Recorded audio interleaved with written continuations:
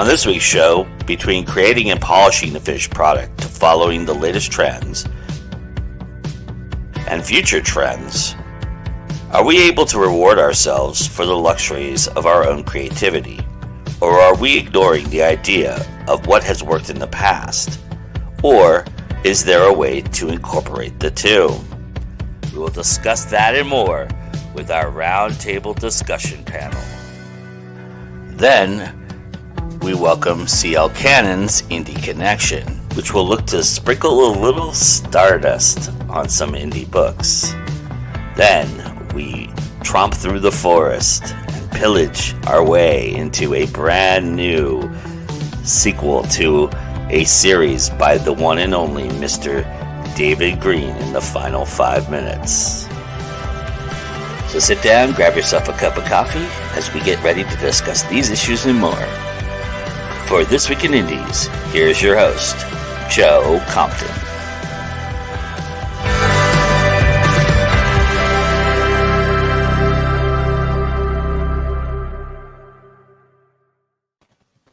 Hello, everybody. Welcome to This Week in Indies for June 19th, 2022. And we've got a great show for you. And what's that? Wait, I'm getting a message from the future. Uh-oh. I guess I better play it.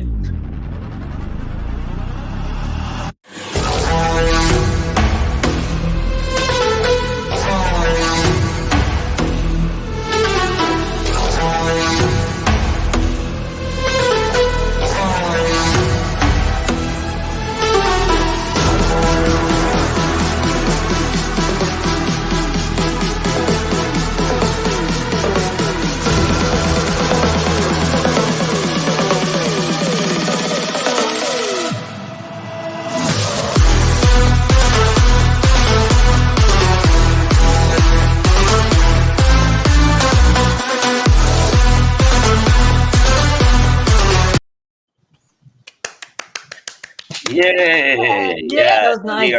We're being brought to you this week by the one and only Mr. Adam Gaffin and his Cassidyverse, and the brand new book, everybody, Ghosts of Tantor. Did I say that right? Yes, The Ghosts of Tantor. Yeah, it's coming out tomorrow, everybody. So go get your copy right now. The link is there. Anything you want to tease us with, Adam, before we get to the rock and rolling of the panel? Well,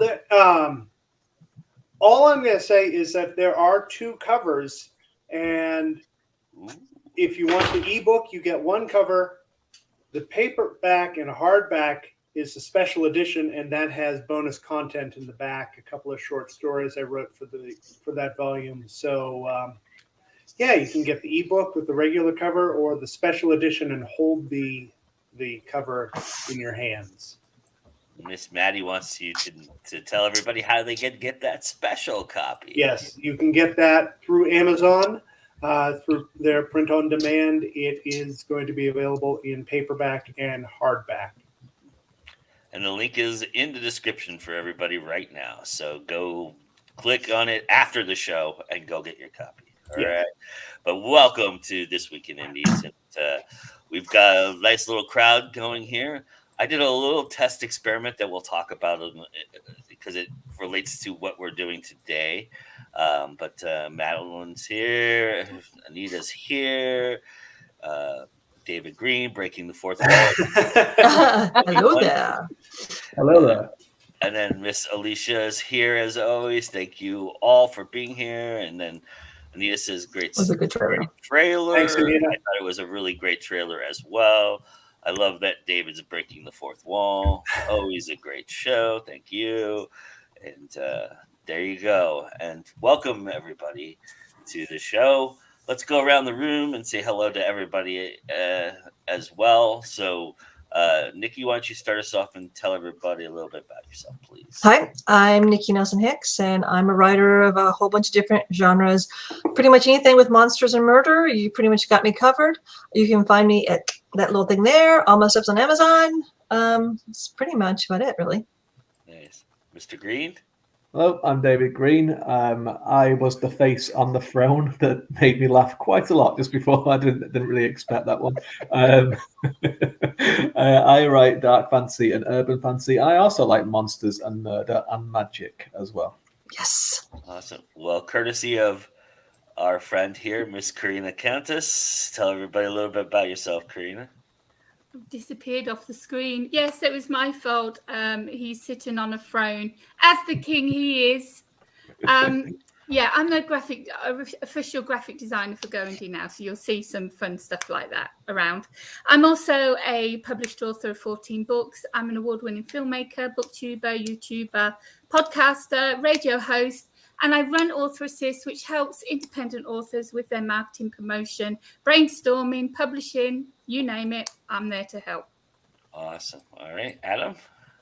Okay, I'm Adam Gaffin. I write the Cassidy Chronicles and the new spin-off series starting with The Ghost of Tantor, and these are the two covers. This is the special edition that's only available in physical form. So I'm always happy to be here on This Week in Indies and on the Go Indie Now channel. Thank you, sir. Nice to always have you. All right, and breaking the fourth wall, the fifth wall, and the 20th dimension is the one and only CL Cannon as she comes to us from our fans' favorite location. I only do it for the fans anymore. It's not just because my children are crazy. Hi, guys. I am CL Cannon, aka Courtney Cannon. I do a lot of things here on Go Indie Now. I am the owner of Fiction Atlas Press. I write fantasy and sci-fi when I get time to in between everything else. We just had a new anthology, if I can get it in frame, that came out that benefits charity. So if you want to go get that, it is now in paperback. So we're really excited about that. It's called Wicked Wishes. But I'm happy to be here today. Yes, it's a great anthology. Yeah, it's an Adams in it. Check out his story. Yeah. And you just announced that you're going to be making a rare appearance outside of Tennessee. Yes, I can't really travel very far because of my health problems, but DC's not too far. It's 6 hours. It's not too far of a drive. I think I can make it. But I'm going to be in Washington, D.C. at Imaginarium Book Festival, which is a really awesome fantasy and sci-fi festival. This will be its third year, I think. I participated when it was virtual, and I got to meet some really great, like, New York Times bestselling authors, and I'm happy that I get to go actually in person next year. It's going to be fun. Awesome. That's all fantastic. So we're all in person right now, and so you love how I just segue like that. Here we go. More breaking of the fourth wall. We're just all going to break the fourth wall down today. Why not? So I actually had we had 3 different articles that we were talking about, and I'm going to try and be smooth and incorporate all of them into this conversation that we're starting with. But I wanted to start with the process of writing, if we may, and the first article that we tackled, which was an article off of the Literary Hub. It was a gentleman who is actually a screenwriter, Carter Bays, and he was talking kind of a bloggish post about how he was headed into the novel writing aspect of things. He had written a bunch of screenplays and wanted to touch his hand in novels, and he was realizing something that I think we've all kind of experienced a little bit. And so I kind of wanted to talk a little bit about, because we're all veteran writers in the respect that we've written more than one thing before. And so he was talking about how to break down the things that you think about when you're doing the writing and the process of it. And so at this point, is there something to be said for that? Do you all have a set routine? Do you still have worries that creep in, or is it all muscle memory for you at this point with the writing? How is the approach for you with the how to write?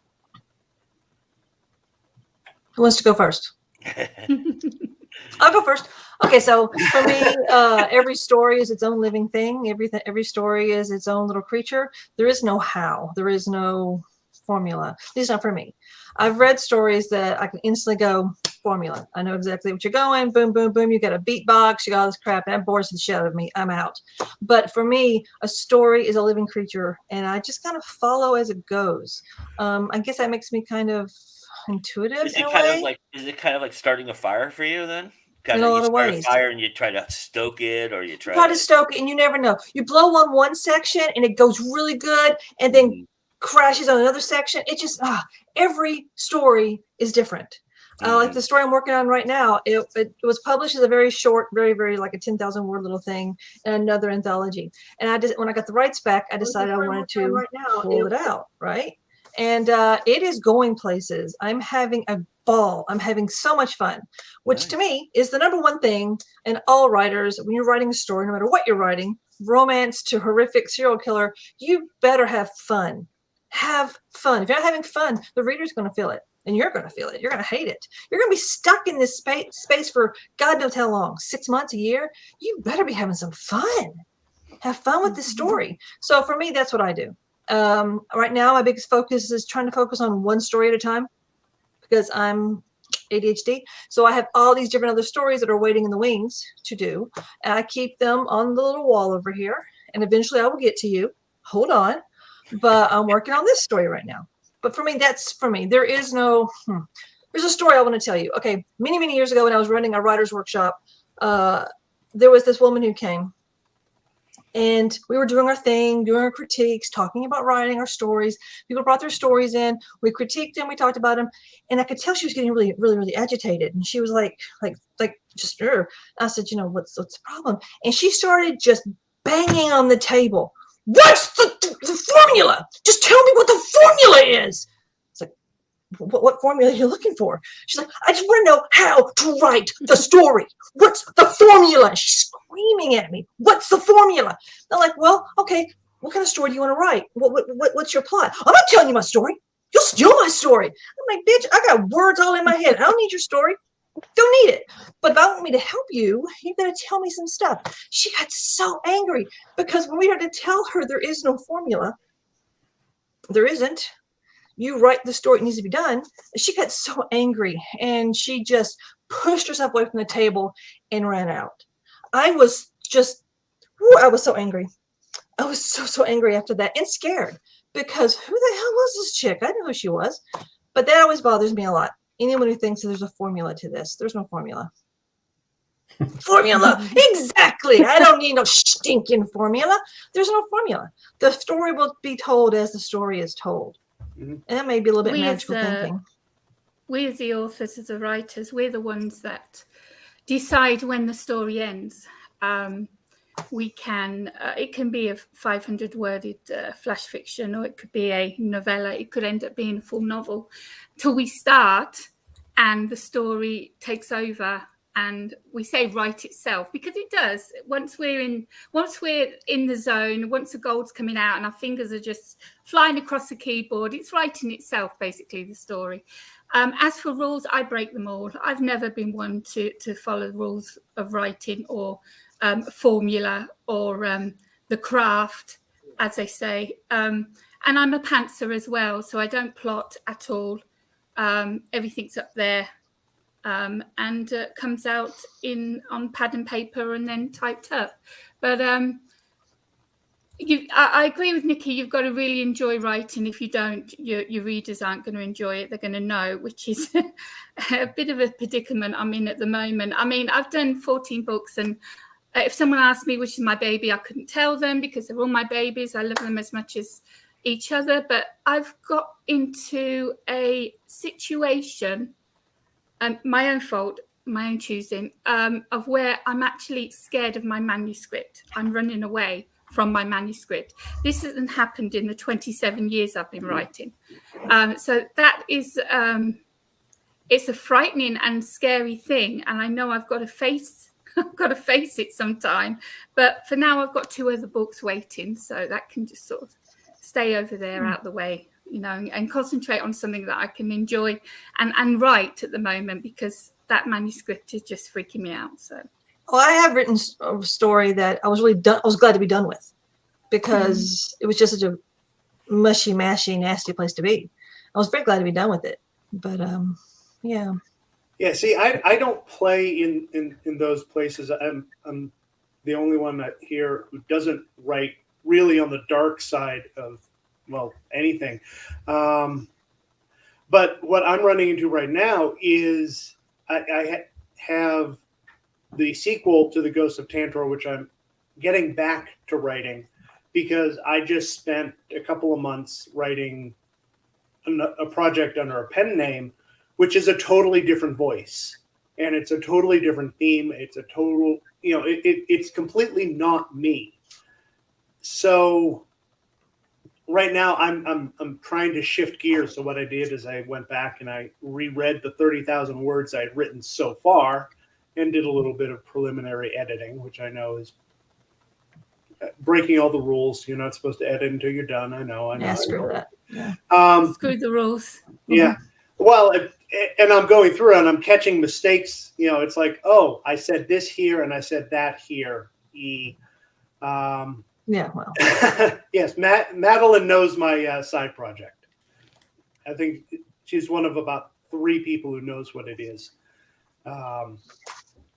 Anyways, yeah, so I'm switching gears, getting ready to go back into my Cassidyverse and use those voices and get that story going again. Because I have another book under the pen name, which I'm going to have to get going soon. So I need to take advantage of this little window I have. Have you ever written a short story and you tried to turn it into a novel? It just didn't work? Or a novella? Have you ever tried to do that?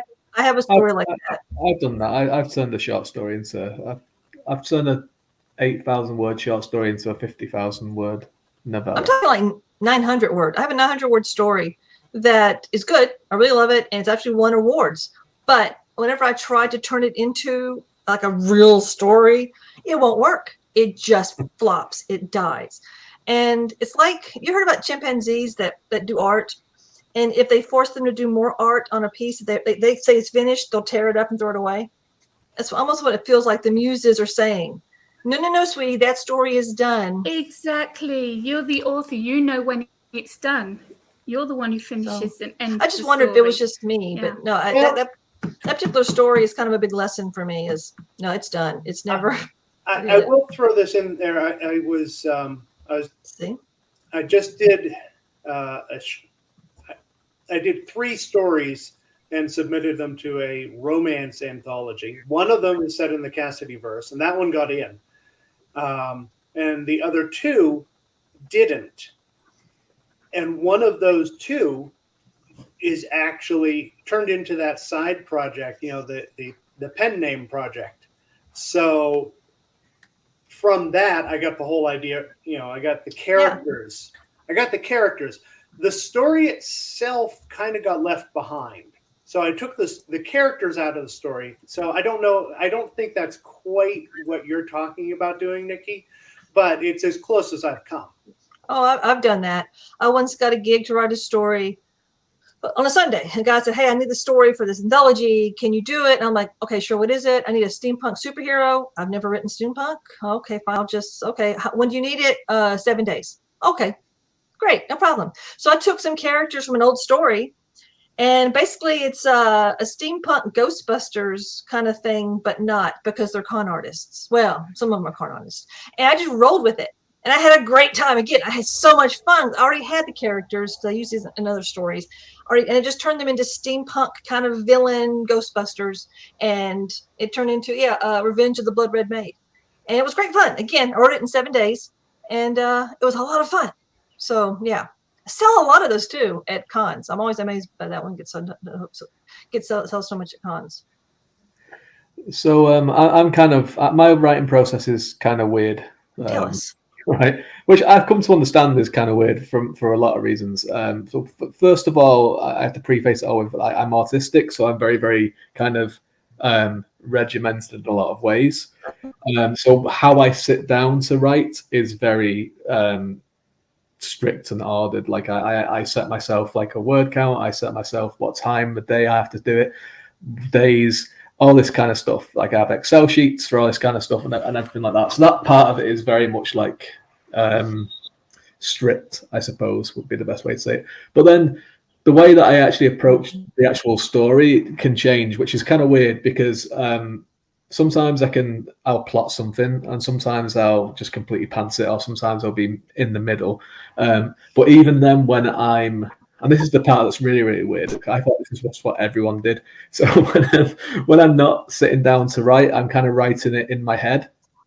And then when I go down to write, so say I'm doing something all day and then I'm waiting to go down to write, I'll have it written in my head what I'm going to be working on next. And then I just kind of just write it out, just copy it from in my head, and I can just kind of see what's happening and just go, that's that. Normal, David.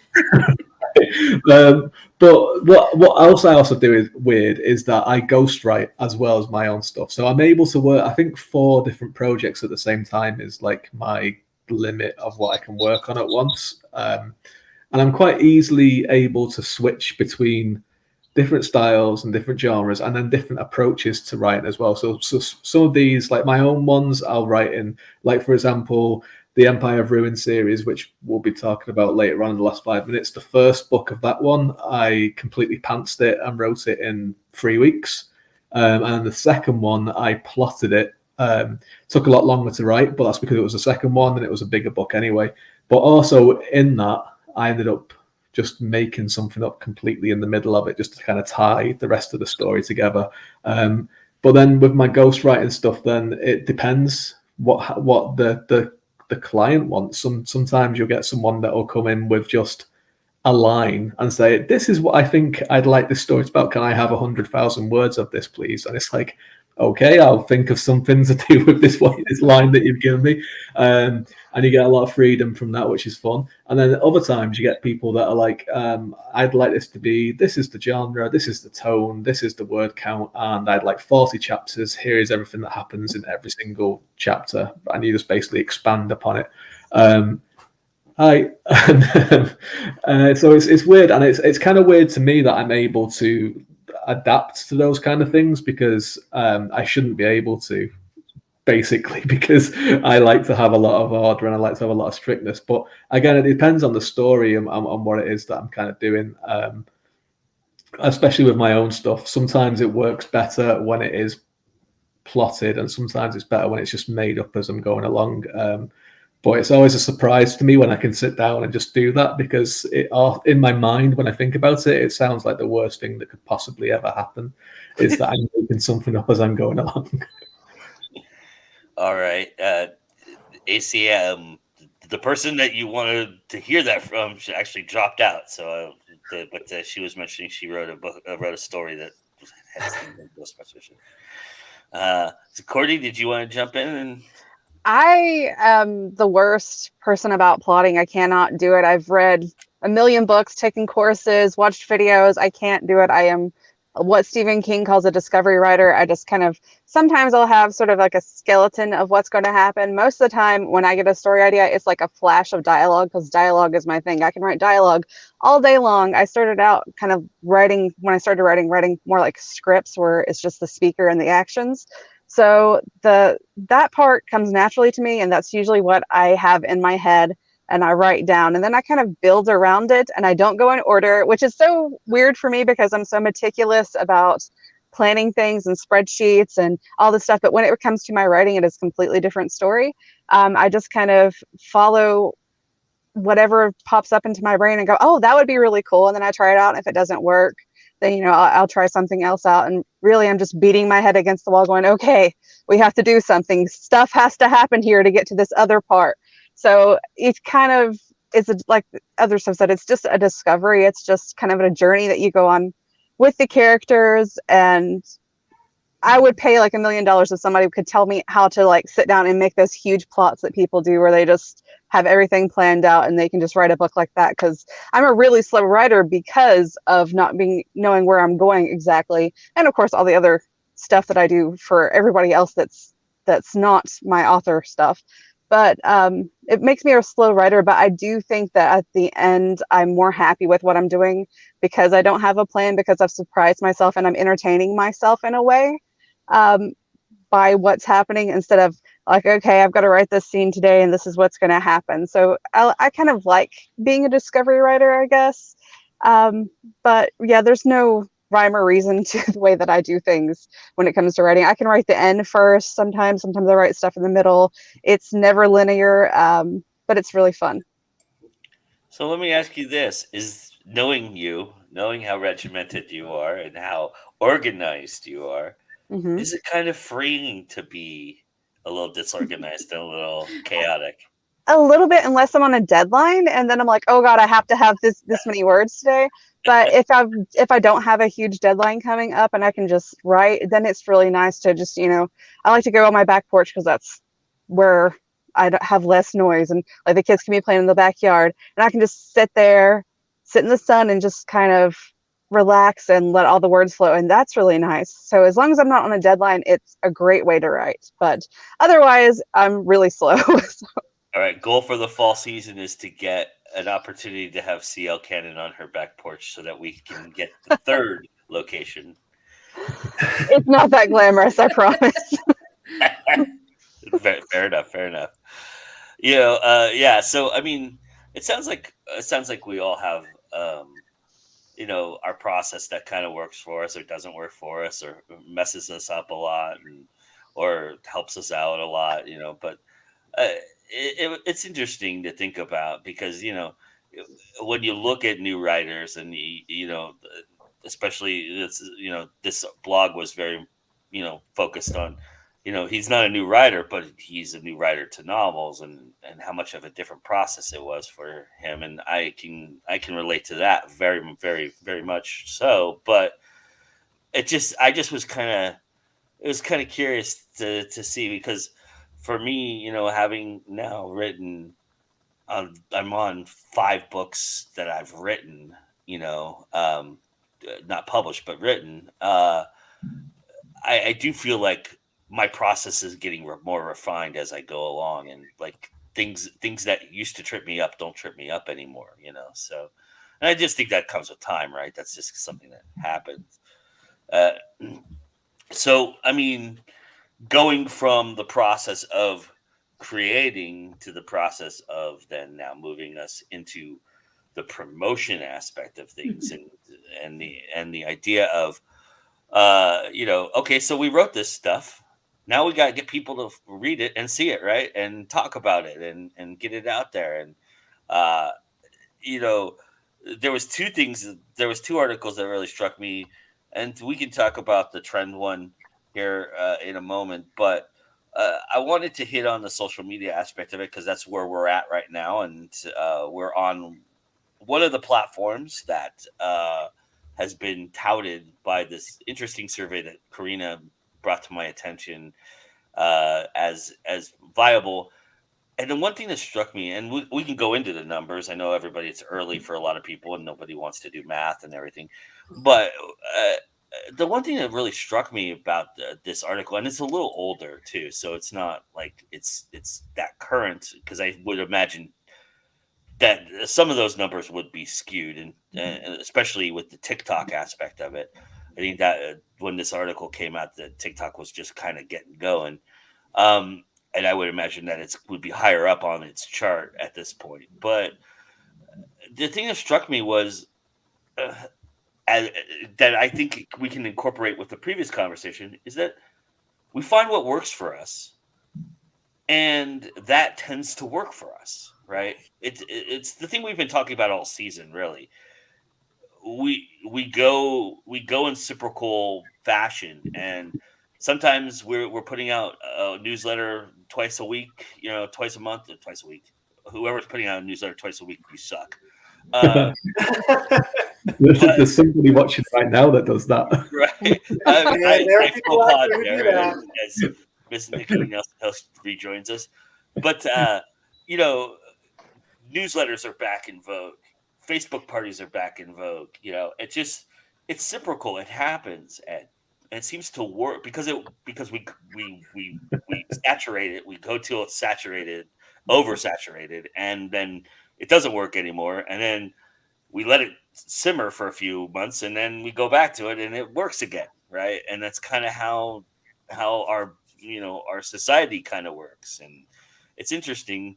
I mean, because if you look at the survey, Facebook and YouTube are at the top, and this was probably this was done at the end of 2022, beginning of 2021, so there was some volatility involved with Twitter.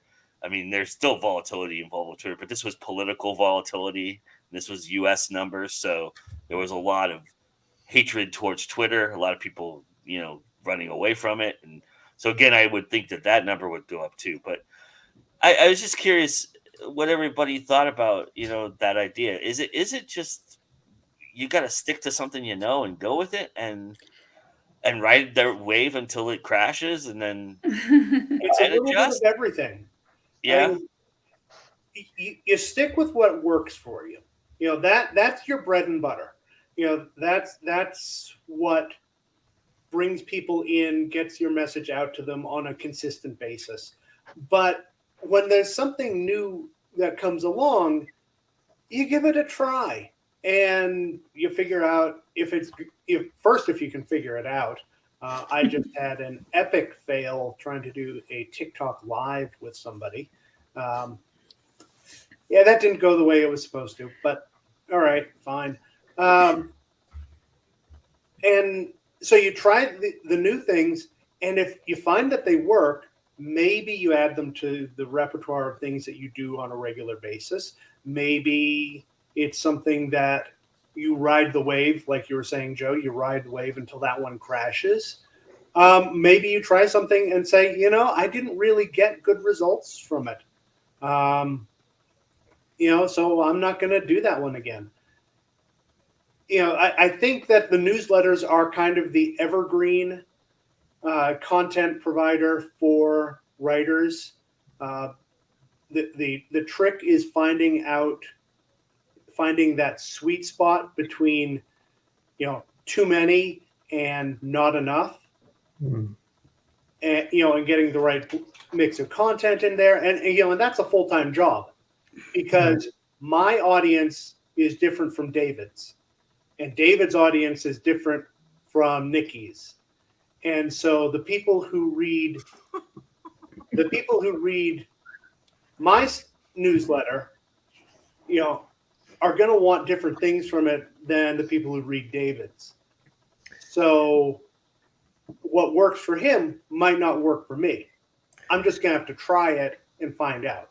And yet you guys kind of touch, you cross-pollinate at times. We like to touch each other whenever we see each other. Okay, see, I didn't go there. The thing is with social media as well, with a lot of stuff that isn't like newsletters are pretty straightforward, I think, which is why they work. Because the hard thing about newsletters is obviously figuring out the frequency, the content, and growing the newsletters. But what they essentially are doesn't really change all that often. Other social medias are always changing. The algorithms change a lot, and this is why some of them become in vogue and some of them don't, because once people figure out the algorithms, then there's always a boost there where people can say, I always go there, where people will say, right, okay, we figured out this for TikTok, post at this time, use these hashtags, do this, and it'll get you a big audience, right? And that's what Twitter was like probably 3 years ago, where it was like, you can do this with these hashtags and it'll go here. And Instagram does the same. But then what happens is that the algorithms change, and it takes a while then for people, the things that were working stop working, and it takes a while then for people to kind of figure out the algorithms again, and then that's why then something else will come back up again, where it's like, well, we know this works, so let's go back and do this for a little while people figure this out for us. And once it's figured out, everyone floods. And this is the thing with TikTok at the minute. TikTok is really, really popular. The algorithms on that are very user friendly in terms of what it is you're interested in, and that's where Twitter has been left behind a little bit, because what happens with Twitter is, especially with say writers, so much it's really a lot harder to find readers. You can find other writers very, very easily, and when I first started out, you'd be looking at all these kind of like self-promo Friday things or follow Fridays and stuff like that, and all it was just other writers trying to push their books, which is fine, that's what we're trying to do, but it's readers that you're looking for. And that's why TikTok has become so popular, is because there is like a corner of TikTok that is just readers looking to read books, and we can send stuff that way. when that changes, that is when that will become more difficult. And there is always little tweaks on TikTok about the algorithms and what works and what doesn't, but people figure it out very, very quickly. With Facebook, that was another thing. People were very much on pages all the time. Pages was the thing. And then Facebook started to change pages because it was all about Facebook trying to monetize the page and get people to sell and buy advertising space and to do this. So that's why groups on Facebook have become bigger again now, because it's private and you can invite people and it's trickier to grow, but it's almost like a newsletter in a way. It's a more interactive newsletter where you can immediately get in touch with someone. And now pages are kind of, unless you've got a very, very popular page that you've been running for a long time with a long reach, it's a lot harder to grow a new page than it used to be because of the way they change things. Having a page now, I mean, I've got like 3K on my author page. I put a post up and I'll be lucky to have 18 people see it. And that's not because of my post, it's because of Facebook, and everyone knows that they change all the time. Well, marketing trends change all the time, and you have to keep up with everything. What can be working on TikTok one week might not the next week. As David was saying, it changes all the time. Hashtags change all the time. Some hashtags are getting banned. You need to keep on with these banned ones, because if you use a banned hashtag, your post isn't going to be seen at all. And they change every week as well. Twitter for me has always been a dump and run, which is it's sad because it didn't start off like that, but it's basically just dump your promo and run and hope someone likes the graphic and clicks on it and has a closer look. Facebook has so many rules that they won't let you know what they are, but if you break them, because you'll be in Facebook jail. You can break a rule from 3 years ago and be in Facebook jail now. Oh my God, yes. They're getting me. They're getting me on these images that I posted back in, I think, 2015. Mm-hmm, yep. And they're saying, if we see any more, we're going to close your account down. I'm like, hello, I know that you don't allow them now, but you didn't have that rule back in 2015. So you can't close but the trouble is they can, because the same with all social media and Amazon, we are lodgers on their platform.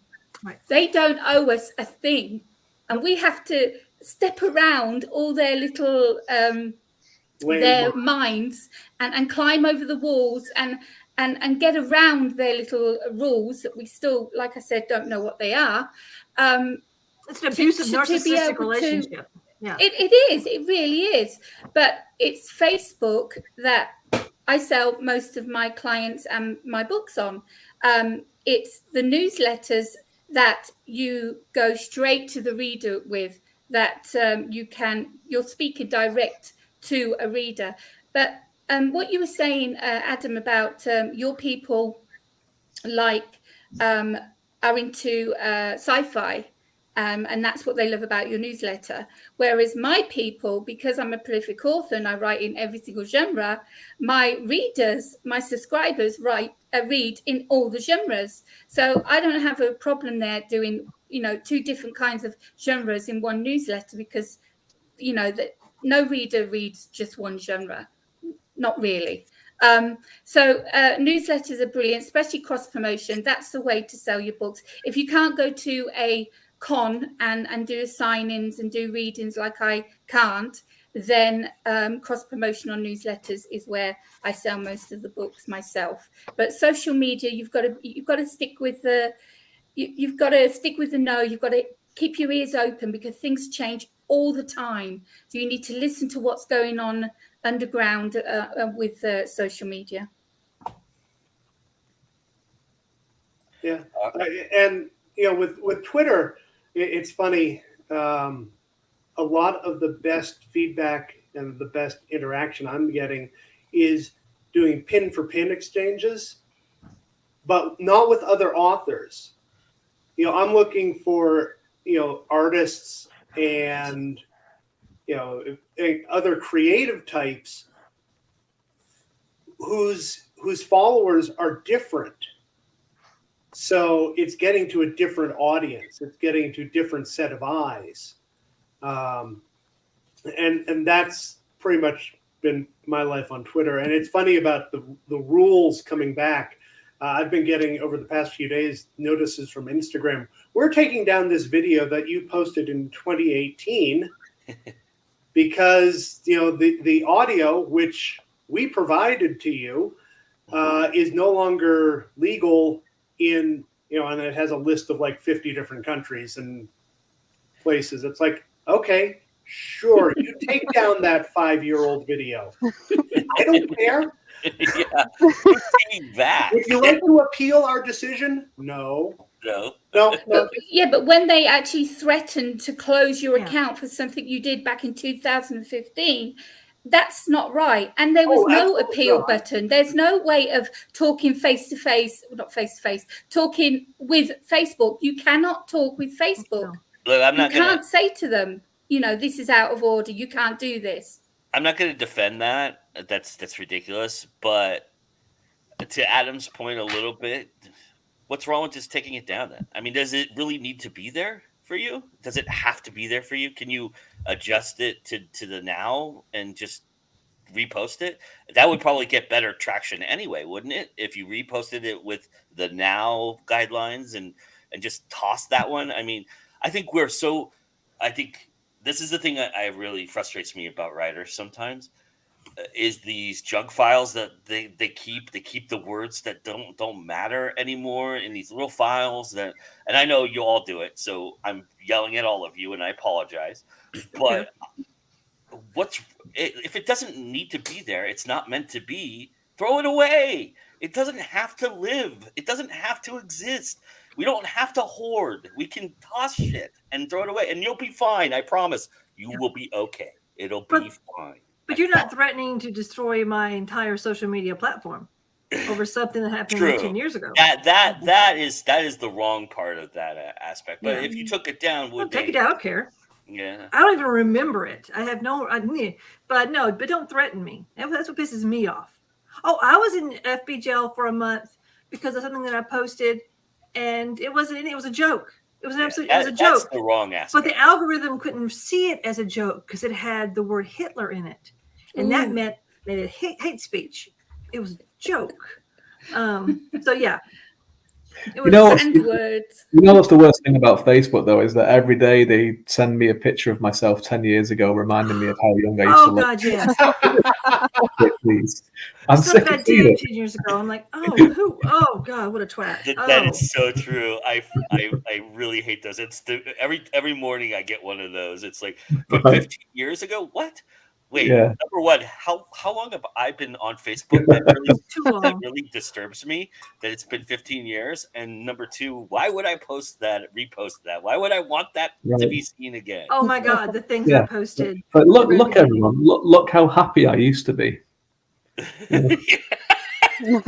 Look how thin I used to be. I used to have hair.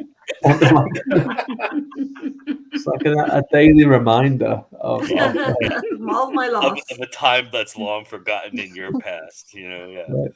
It's always the most mundane thing too, right? It's always you said happy birthday to somebody with a little meme, and they're like, "Hey, remind them that you said happy birthday to them." Yeah. Why? Yeah. All right, Miss Guru. I know you want to talk on this subject, so the thing that I want to talk about social media marketing and any marketing in general is it's all about authenticity. That's the number one rule of marketing, is being authentic. So you want to go where your audience is, of course, but if you're not comfortable on that platform, get off of it, because the audience is going to see that you're not comfortable and they're not going to engage with you. So find the platforms that work for you. That doesn't mean don't try new platforms or don't try to adapt to new platforms, because they might surprise you. I never thought that I would like TikTok. I was like, that's just a bunch of people dancing. Why would I want to be on there? And then I started getting into Book Talk and I found my people on there. And it became really fun, and it's a really great marketing tool. It's one of the best author marketing tools that are out there right now is TikTok, because there are so many, like David said, there's so many readers on there right now, and we're not marketing to other authors on there, which is a problem with a lot of platforms. And I think a few minutes ago, Joe was talking about how newsletters went in and out. Newsletters have always been in, Joe. They're always in. will never not recommend someone doing a newsletter. I know a lot of people don't like them, but the thing about newsletters is making sure, again, that you're authentic and that you are connecting with your audience in a meaningful way, and you're getting feedback from them, and you're changing and adapting. That is, for any social media or for any sort of marketing at all, is adapting with the changes and making them relevant. Even if you think they're not relevant anymore, make them relevant to your audience and make them work for you and for your audience at the same time. Get feedback, ask your audience questions. What do you want to see? What's something cool that you would like me to do? You could do challenges, like, if I write this many words, what's my reward going to be? And you can ask your audience what your reward should be. Or, there's all kinds of crazy stuff that you can do that gets your audience involved, and getting your audience involved is what sells books and what sells you as a person, as an author, to your audience. So they're like, oh yeah, I like that person and I enjoy this genre, so I'm going to check out their book because I like this person and I think they're going to provide good content, and I feel like they care about me and they care about what I would actually like to see in their book. So it's all about making a connection. Okay, so let me clarify my point about newsletters, because you're right. They've always existed. They've existed since I started back in 2000. That was an attack, by the way. And they have, and they've been great. And I actually built an audience in Germany based off of a newsletter post that I was a part of. But the idea is the same thing that I think I have an issue with Book Talk with, is everybody jumps on it because they see it works for some people. They don't take the time to actually do it correctly. They just think, if I hashtag Book Talk and I talk about my book in necessity, and that's all I talk about, that I'm going to get the same result that person who was reviewing other people's books, who was interviewing other authors, who's doing the work that it takes. The thing I think people want is that instant gratification. They want that instant 1,000 sales, which is a myth to begin with. But they want that push that they hear about, that is being created by this buzz of Book Talk, and they don't take the time to actually do the work. And that's what was happening with newsletters, is people were finding the sweet spot of how many newsletters you send at what time, and the intervals, and what you put in the newsletter. And people were just copying and pasting other people's stuff and just throwing it out there, right? They weren't doing the actual work it takes to create a newsletter, and people were getting sick of it. I was one of them, because as you can imagine, I mean, if I would screenshot my inbox if it didn't have personal information in it, and I'll show you, I get about 100 newsletters from people, because I sign up for everybody's newsletters, because that's who I am and that's what I do. And I like them, and I like to read a lot of them. A lot of them are garbage, but a lot of them are not. But that being said, a lot of them were getting to become a lot more garbage than they were substance. And I think people were frustrated by that, and it wasn't giving them the instant gratification, so they quit, or they just put out whatever. And that's when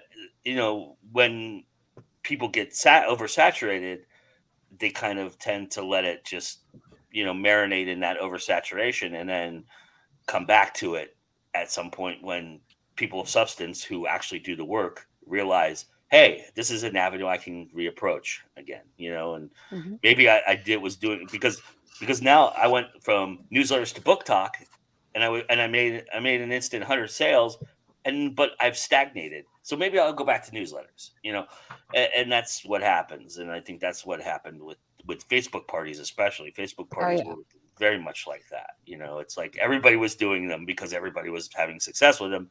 And then they became this, holy crap, what is this Facebook party? Why am I here? And it's... What I noticed, Joe, with the Facebook parties, and when I tried to organize one, and I would really go down hard on them and say, look, this is about you speaking directly to readers, you, the author, it's your book, you're promoting your book. I don't want PAs and VAs coming on your behalf and talking about your book and your characters. These readers that are coming to these parties, they want to They want to chat with the author. They want to learn more about the books, about the characters, about the art of writing and why they become an author. They don't want to talk to a PA or a VA representing them, and that's why Facebook parties died. Was because the author didn't do them anymore. Well, everybody was recycling the same crap. It was like they saw that this person did this on a Facebook party, so they did that. And they didn't have any creativity. We're creative beings. Why not be creative? What is wrong with that? What is wrong with being creative? And I think, along those lines, and I think another creative thing that we do each and every week, and because you're here. Segue. You're gonna. You want to? Is there anything you want to say about this week in particular for us?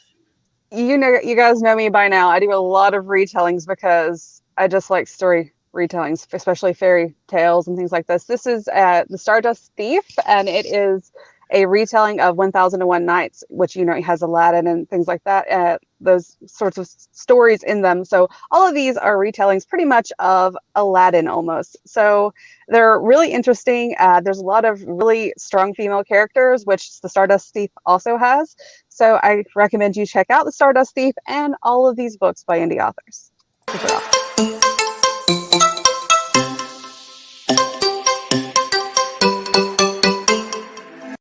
Hey guys, C.L. Cannon here from Fiction Atlas Press, bringing you another Indie Connection. Today I'd like to tell you about some indie books that you might enjoy if you're a fan of The Stardust Thief by Chelsea Abdullah. The first book I have for you is called The Stolen Kingdom by Bethany Atsaday. How can she protect her kingdom if she can't protect herself? Ari never expected to manifest a Jinn's gift. When she begins to hear the thoughts of those around her, she hides it to the best of her ability. But to her dismay, the forbidden gift is growing out of control. When a neighboring king tries to force her hand in marriage and steal her kingdom, discovery becomes imminent. Just one slip could cost her throne and her life. A lamp, a heist, and a Jinn hunter's crew of thieves are her only hope for removing the gift. And she must remove it before she's exposed, or die trying. The second book I have for you is called The Sultan and the Storyteller by Lachelle Slater.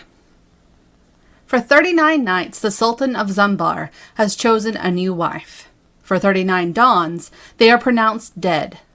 When Sultan Zayn summons my best friend to be taken as his newest victim, I can no longer pretend to be blind and volunteer in her stead.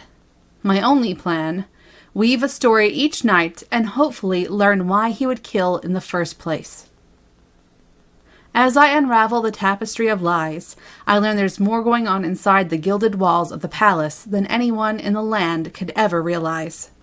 I've woven myself into the story, and if I don't pull on the right thread, it's not only my life at stake, but my heart.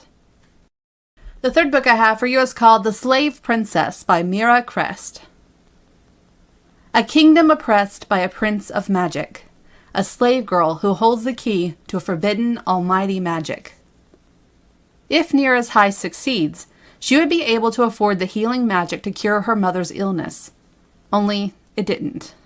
As if being a slave of the slums isn't bad enough, she ends up a prisoner of the corrupt royals born with magic, awaiting execution. But behind the execution is a darker motive, revealing the presence of a hidden power within her, one the royals seek, and if misused, would spell disaster for all. Amid the turmoil, an unlikely ally appears.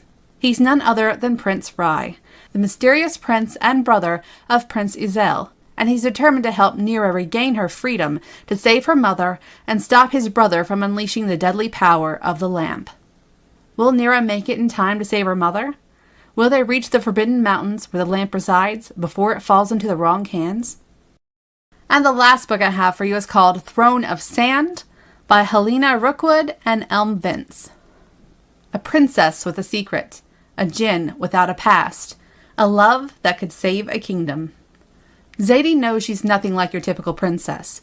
She spends her days reading, writing, and sneaking out of the palace. But between her beautiful elder sister, who's betrothed to a powerful sultan, and her younger brother, who's heir to the throne, nobody seems to care what she gets up to. Until now, that is. When Zadie helps her sister abandon her engagement to marry for love, it falls to her to play the part of the perfect princess in her place, traveling to the neighboring kingdom of Astaran with the handsome, arrogant sultan she is to marry. But no sooner has she left her home, Zadie faces a whole new set of troubles. Bandits stalk the desert towns, the palace is under threat from an infamous band of thieves, and there are whispers that the Sultan searches for more than just a new bride to magically protect his kingdom's borders. All is not as it seems in Astaran, and it's fast becoming clear to the palace that this promised princess isn't all she seems either. With her secrets piling up, can Zadie prove her true worth to the Sultan and his ever-watchful vizier? If she doesn't, the fate of more than one kingdom hangs in the balance. Okay, that's all for me this week. I'll see you next week on the Indie Connection. Bye!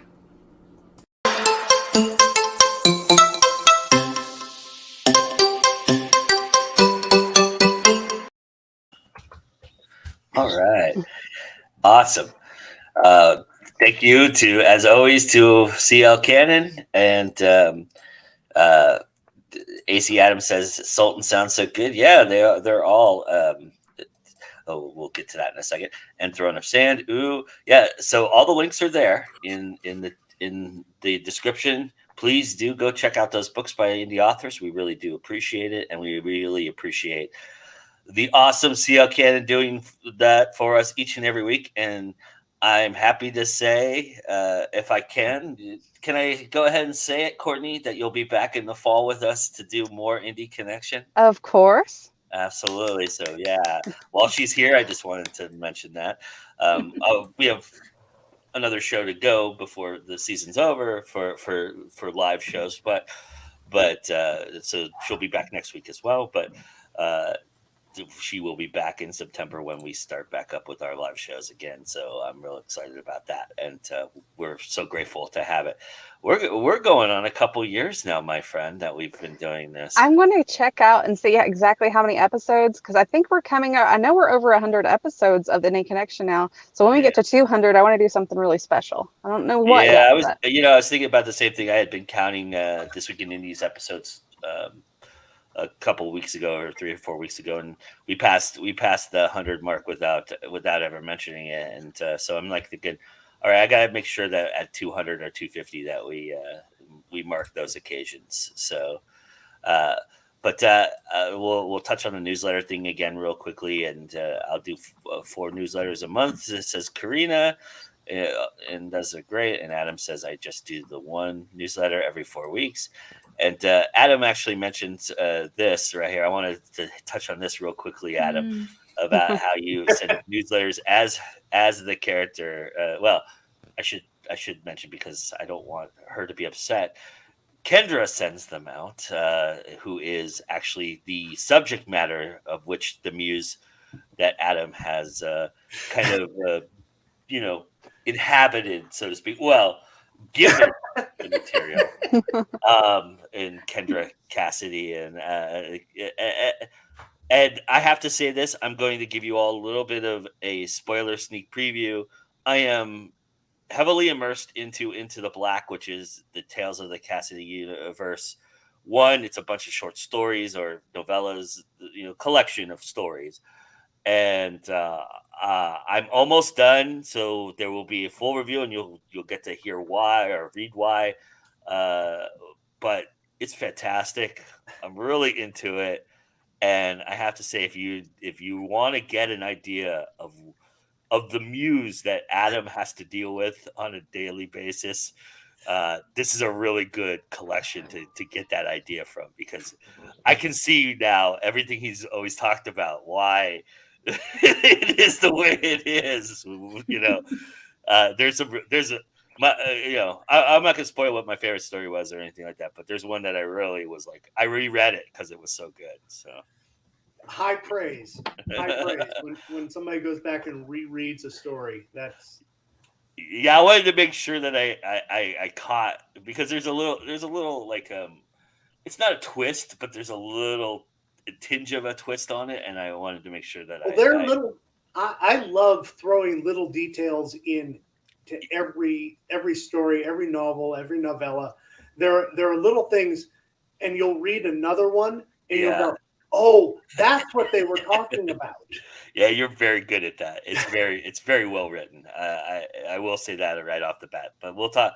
I'll have more on that in a couple of days. I'm almost done. I'm 2 or 3 stories away from finishing. So I'm real excited about that. But and to get that out there and tell everybody about it. But and we're really happy to be sponsored by the Federation themselves and Miss Kendra. Thank you, Kendra, for giving us the opportunity to be on air today. We really do appreciate that. All right, so the last thing, the last article that we're going to touch upon is by. I have to tell you guys right off the bat. We typically go. I go to the Drafted Digital blog a lot, and if you haven't checked out how Sarah Culkin writes, you should, because I think she's a fantastic blogger, and she's a fantastic author and writer as well. But this was an interesting article that that she posted, a blog post about 3 trends, future trends, and she did her research and put it together, and it's interesting to me to look toward the future. Speaking of the future, the idea of what's to come, and again, looking at it, it looks like what is the future is the now, is the past, and it's very interesting to me. And it just, again, reciprocal reasoning. Direct sales is one of the categories, and then then the idea that everybody's going a little bit more hybrid, a little bit more indie, and then the third one was the NFT thing, which we keep hearing about. It's kind of like it's kind of like things being shoved down our throat that we're kind of, some of us are kind of like against, or some of us are kind of like on the fence about, skeptical about, and then some of us are all in, some of us are halfway in, and it's just kind of an interesting idea. And I'm curious if any of these struck you as something that, number one, either you've been successful at in the past or look toward the future to be successful at, or did they all just kind of, yeah, okay, I got it. The Go ahead, first one, the first one where she was talking about selling directly. I felt like she'd been on my blog or watched one of our programs where I've talked about it. I was like, she's took the words out of my mouth. We don't need Amazon. Simple as that. We don't need the Zon. We don't need them. We've proven that. Selling without paying a third party, it works. It's been proven. I've proved it with my books. Other authors are following the same trend, and I'm happy. I'm happy. The more people get off of Amazon and don't use them, the better for me. Yeah. I think the NFT thing has kind of fallen away a little bit now, especially in other fields. Joe, you know that I like football, English football, quite a lot. You send me horrible messages about it quite a lot. Well, I gotta brag when I can. You guys have had a nomination for a very long time. Right.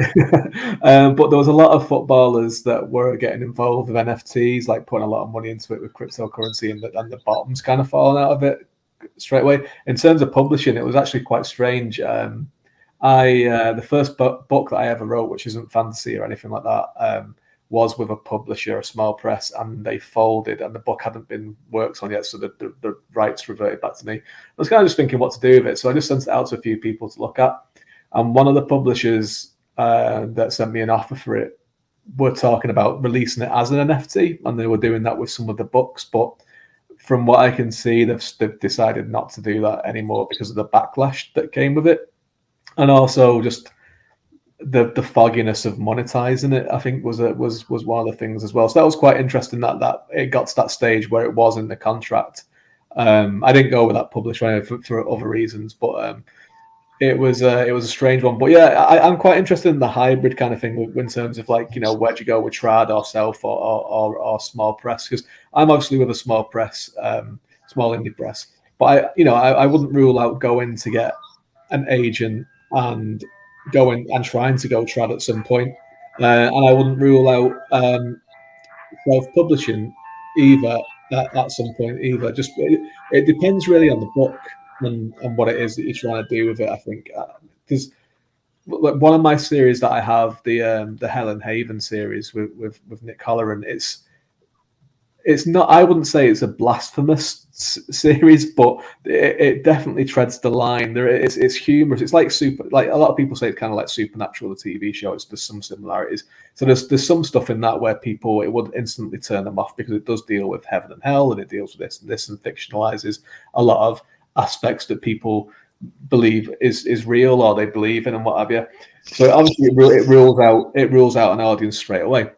And that's something that no matter how good it might be or isn't, it's something that a traditional publisher wouldn't let me release in a way that it currently is, right? Because the traditional publishing is all about trying to sell it to as mass a market as possible, even fantasy, even sci-fi, even this stuff. They try to smooth off the edges a little bit, I think, in a lot of ways to make it appeal to a wider audience. Self-publishing and, to an extent, small press will give you more freedom for that. So it really depends on what kind of story it is. If there was a story where I was working on it, and I've got an idea for one that I think would be quite suitable for that kind of mass market idea, I'll work on it and I'll pursue that thing as a first option just to see what happens. But then there would be other things that I'd write that would be a little bit more niche, I suppose, or something that I feel that a traditional publisher wouldn't know what to do with, where I would just be like, you know what, this is just something that is going to be going in this direction. And I've seen a lot of authors doing that at the moment. One of my favorite authors is a guy called Steve McHugh, who does urban fantasy. And he has one series a couple of series that are with 47 North, which is obviously Amazon's publishing arm. And then he does some other ones that he just self-publishes. Obviously, he has a built-in audience already that will follow him. But it is, again, that's one of those things where he talks about it on his blog and everything, that he will talk about it and say, and I don't know if you can hear me or if I've just froze, but I'm not sure. We can hear you. So I'll drop out after it finishes this point, but he and come back. But he talks about it in his blog and everything. It's just like, this ones that he self-publishes, he feels that Amazon wouldn't do a good enough job with it and wouldn't know who to sell it to, or would ask him to remove things from it, and he doesn't want to do that. Yeah, in regards to the article, I'm taking a very wait and see approach to the NFTs.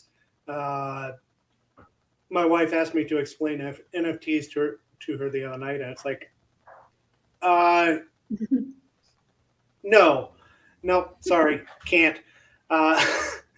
So I'm taking a wait and see. With the hybrid, I'm kind of already there. My novels are all self-published, but with the short stories that I get out there, in Courtney's anthology, in the romance anthology, I'm getting short stories out there. So I'm edging into the hybrid area. The one that struck me was the direct marketing, the direct sales. And so I actually set that up, and everybody who got the newsletter today had a chance to buy Ghosts of Tantor today instead of waiting until tomorrow. And they can buy it direct now. So I've actually taken that from that article, this just since you sent it out, earlier in the week, Joe, and set that up. And it's like, okay, all right, that's a really good idea, and went through it and figured out how to do it. Yeah. Go for it, Adam. Well done. Yeah. Kudos. Yeah, and nothing that I have over at the 800-pound gorilla is Amazon. Nothing I have over there is exclusive anymore. There's nothing in KU, so I can do whatever I want with it outside. More power to you. Nikki, Courtney, you guys want to jump in? I guess I'll go. If I have to. No. I am really excited that more people are becoming self-published and kind of leaving, either going hybrid or leaving traditional publishing behind, because I'm a control freak myself, and I love being able to control every aspect of like my book cover, the editing, what I want in my story. I don't have any limits except for, like Amazon's term of service or something like that. So as long as I'm not writing anything that taboo, which I don't, then I don't have any thing that I can't do, and I love the possibility of that, and I'm glad that other people are starting to see that, and that are starting to see self-publishing in a more flattering light, because it used to be like, oh, you self-published because you couldn't do this or you couldn't do that. I've never queried anywhere just because I want the control. It's not because I couldn't, it's just because I want to have all the money that I get from my sales, and I want my book to be how I want it. So I think being able to not have that stigma attached to it is nice. NFTs, I don't really care about. I don't understand them. I feel old when I try to think about them. So I'm not even going to get into it unless it becomes a lot easier to figure out. And it blows up or something, I might try to figure it out, but it's not really something that's on my radar right now. And as far as direct sales, that is something that I am pursuing this year. I should have done it earlier. I've done it for I build websites for a lot of authors, so I have helped them do it a million times, and I don't know why I've never gotten around to doing it for myself, but I want to do that. And I'm also seeing a lot more. I've always been wide with Amazon, with not being in KU, but my wide sales are starting to become a larger percentage of that pie, and I'm loving that I'm getting people that are on iBooks or that are on Nook or all the other Kobo that are out there, and not everyone is dependent on Amazon anymore, and it feels so good to be getting more sales from that area, maybe eventually not have to rely on Amazon for everything. So that's exciting, and I'm here for it. That is really exciting. Well done. Love it. My second most sales is with iBooks. I'm really surprised how many sales I'm getting now. I'm promoting iBooks more now than I am with the Amazon link. Right now, Kobo and Nook are doing really well for me. iBooks, not so much, but I probably need to optimize something there. I haven't really looked at as much marketing over there as I need to, but it's exciting.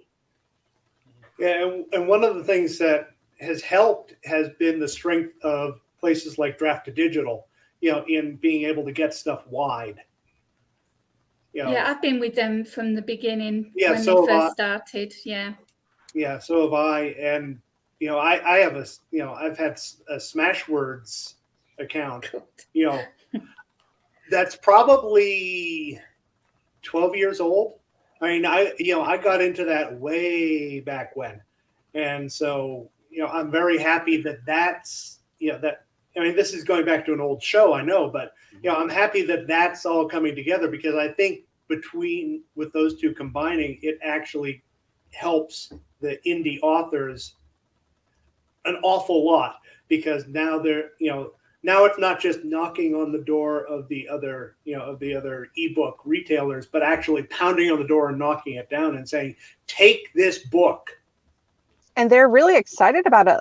Some of them are. They're giving us our own sales dashboards and different like promotional tools that are making it easier for indie authors to promote on their platforms, which is something that hadn't happened in the past, which is probably why we haven't promoted as much. And they're making it so much easier, and they're actually going, hey, these are indie books that you should check out.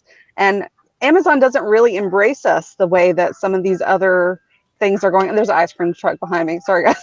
That noise was earlier. Yeah, it's an ice cream truck. It's like making the rounds in my neighborhood right now. But anyway, should I go get you guys something? Yes, definitely. But yeah, I think it's awesome that other wide platforms are being so helpful to indie authors and being a friend to indie authors, when before, especially Amazon, has kind of been antagonistic to us. Is that a word? Antagonistic? Exactly. And they're going to see it. They're going to see it soon. They're going to see their mistake, but it's going to be too damn late. Mm-hmm. Yep. All right. Well, we are getting too darn late, but hopefully David jumps in here pretty quickly because we 5 got to minutes, get right? on with it. But Yeah, I made that beautiful graphic for him. He's got to be here for it. But in the meantime, why don't we tell everybody where we can find each of you? So, Karina, start us off. Tell everybody where they can check you out. You can see down below, Linktree, Karina Gantus, all of my social media links there for Author Assist, all my books, everywhere online, you'll find links on my Linktree page. Awesome. All right, Adam? I liked Karina's idea so much that I stole it. So you can find mine right here. All Nice, the well social done. media links, the website, all the buy links, all that good stuff right down there. And yes, tomorrow, Ghost of Tantor regular edition, Ghost of Tantor special edition, only in paperback and hardback. And the audiobook is done. It just has to get approved by ACX. Oh, wonderful. Awesome. Cool. We'll look forward to that. Everybody go get yourself some nice Cassidyverse stuff. Get in there. It's a lot of fun. All right, Courtney? Hey, you can find me at clcanon.net. Somewhere Nick can never do this. clcanon.net. I'm also on fiction-atlas.com. I am on every social media as either clcanon or clcanon author. On Instagram, I'm cl_canon. I am not on Snapchat, and I never will be. That will be on my gravestone. I will never be on Snapchat. And you can no Snapchat. And if I ever endorse Snapchat, I have been taken over. But anyway, our newest anthology is Wicked Wishes, and it benefits the World Literacy Foundation. It helps kids read around the world. And the ebook is still 99 cents, even though I put it up. Amazon's got it on sale. And the paperback just came out. So I hope you guys will go support it. You can find it at books2read.com/Wicked Wishes. Awesome. All right, Nikki? I'm Nikki Nelson Hicks. You can find all of my stuff on my website right there, or Great Evil Empire of Amazon. I'm pretty much on all the different social medias, Twitter, Facebook, TikTok, all of that. Just look me up. That's where I'll be. Awesome. And I'm Joe Compton. I have books. Go find them. Whatever. You're lucky Rebecca's not online. Yeah. But go to Three Furious Press and direct sales there and get my books there. They're awesome. And this is Go Indie Now. Congratulations, you found us. I hope you stay a while. We have a lot of great programming coming up. We've got some things going on, and I've got a lot of shows to still get out over the next month and a half that I'm furiously editing and putting out there. And of course, we have this show, which is coming to a crescendo. Next week will be our season finale for a live portion of our show. So we will be doing that. And yes, Snapchat is evil.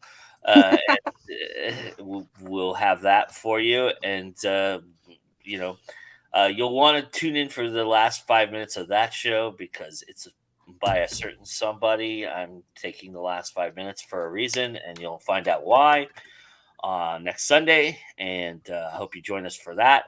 And I hope you join us each and every week here. We're always here Sunday noon Eastern. Whatever other time zone you're at, just figure it out. It's noon Eastern. Because David's back. Is amazing and just in time. Look at that. You have impeccable timing, sir. Well, so, I was going to mention that there's a little curse going on with the last 5 minutes, but you've broken the curse. So congratulations. So I don't know what happened. Yeah. It just wouldn't. My camera and microphone just broke, and it was like, we're not going to let you use it.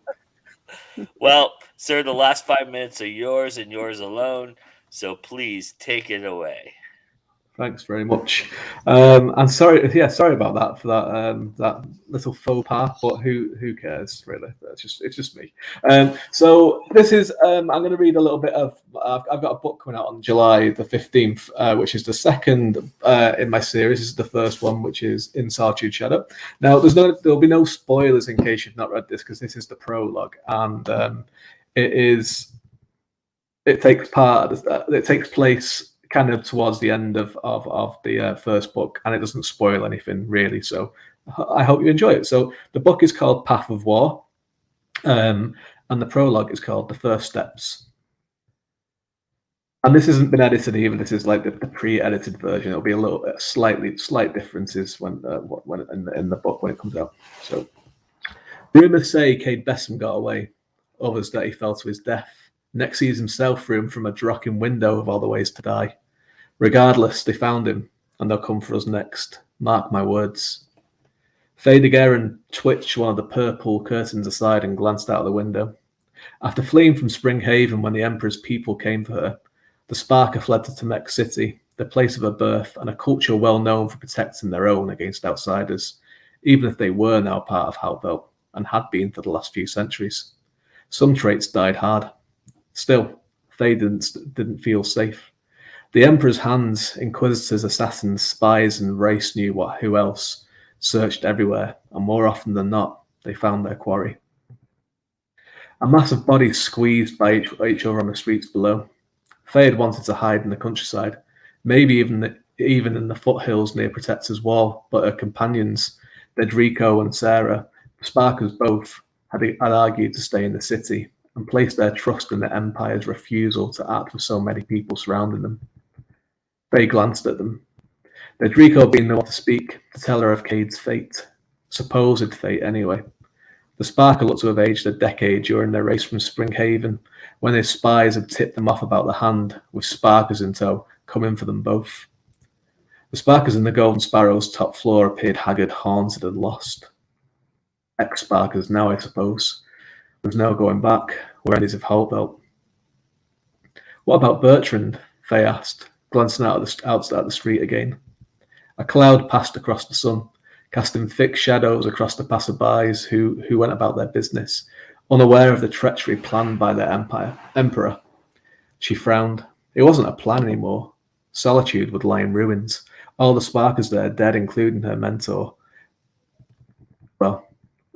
Her mentor, Salazar de Rhaegar, the father of the High Sparker himself, and her closest companion. Well, former closest companion. He'd firmly thrown his lot in with Emperor Locke, as had most of Springhaven's aristocracy, her own family included. How has it come to this? Dead, Sarah answered this time, scowling down at her fingertips. She'd gone into town that morning to receive word from her little spies. But not before giving that drocking bastard Nexes every one of our names. For what it's worth, my people saw Cade boarding the ship north, bleeding and broken, but alive. Doesn't matter, Dedrico muttered, shaking his head. He's as good as dead now if he went north. Agents of the Empire would have his name on their blades the moment he escaped Nexes' clutches. And if they didn't do him in, there's too many ways to perish in Halvelt these days. We won't hear from him again. We were fools to listen to him in the first place. Fools to try and stop the Emperor murdering 200 of our companions in Solitude, Faye snapped, throwing a baleful stare Dedrico's way. Fools for thinking we could make a difference, Sarah murmured, laying a hand on Dedrico's forearm. She always had a calming influence on him. How could we? A handful of Sparkers led by a disgraced spice addict and a nobleman. What chance did we stand, really? Faye swallowed her retort and clutched at her crimson robes instead. The others had dumped their clothes that marked them as members of the Order, but Faye kept hers and changed back into them in the safety of the inn's room.